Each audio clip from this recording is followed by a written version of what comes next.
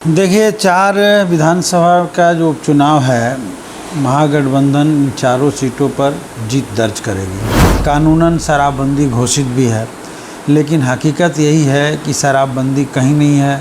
पूरे माफिया शराब कटवा रहे हैं, बड़े बड़े माफिया खुलेआम काम कर रहे हैं। चोरी की घटनाएं और लूट की घटनाएं सबसे ज़्यादा बढ़ी हैं।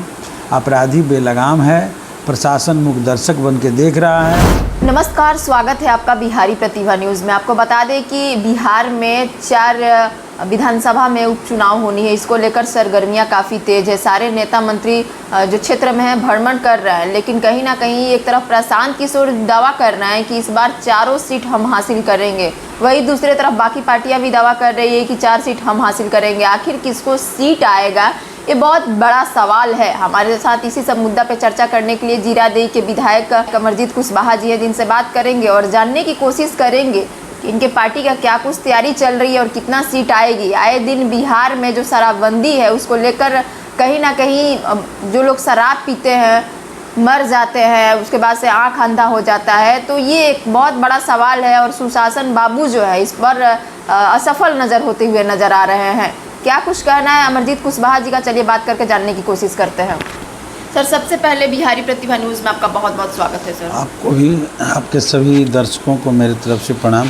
सर, 4 विधानसभा में बिहार में उपचुनाव होनी है, इसको लेकर किस तरीके से तैयारियां चल रही है आपकी पार्टी का? देखिए, 4 विधानसभा का जो उपचुनाव है, महागठबंधन इन चारों सीटों पर जीत दर्ज करेगी। महागठबंधन जी, इंडिया गठबंधन की जीत होगी जी।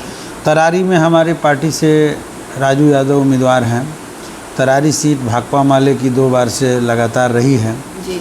और वहाँ से जो जीते हुए हमारे विधायक थे माननीय श्री सुदामा प्रसाद जी, वो आज आरा के सांसद हो चुके हैं।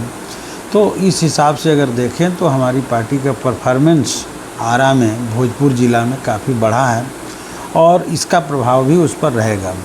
दूसरी बात, जो बिहार के भीतर लंबे समय से जो एनडीए की सरकार है, डबल इंजन की सरकार है, ये सरकार फेल्योर होते हुए पूरी जनता को दिख रही है। ये सरकार अपराध के मामले में पूरी तौर पर फेल्योर है रोक पाने में।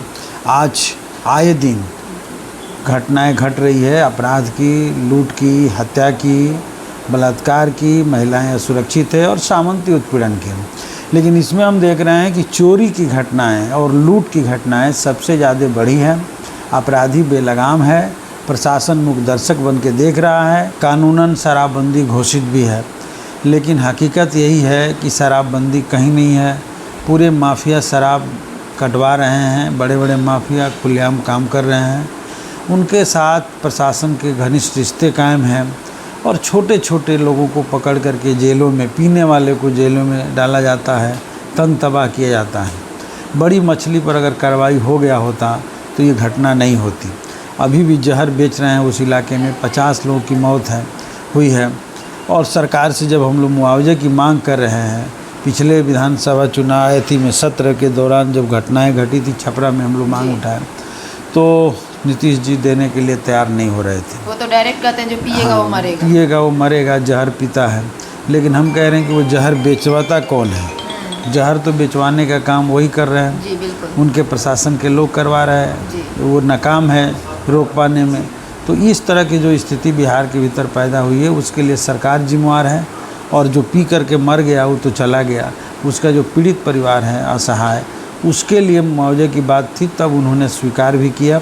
लेकिन अभी प्रशासन लिपापोती करके इस मौत को शराब से मौत न बता करके जनरल मौत बताने की कोशिश की जाती है। इसके पोस्टमार्टम रिपोर्ट में गड़बड़ी कराई जाती है। प्रशासन इसे छिपाना चाहता है और आँख की रोशनी चली गई, लोग मर गए। मैं तो कहूँगा कि मृत परिजनों को कम से कम 25-25 लाख उसके परिजनों को राहत के लिए मिलना चाहिए और जिनकी आँख की रोशनी चली गई उन्हें भी 10-10 लाख रुपए जीविकोपार्जन के लिए मिलना चाहिए। ये पीने वाले तो दोषी हैं, लेकिन उससे बड़ा दोषी पिलाने वाला है और उससे बड़ा दोषी जिस सरकार में ये सारा धंधा चल रहा है वो है। सर, आपके अनुसार शराबबंदी सफल है या असफल? पूरी तौर पे विफल है।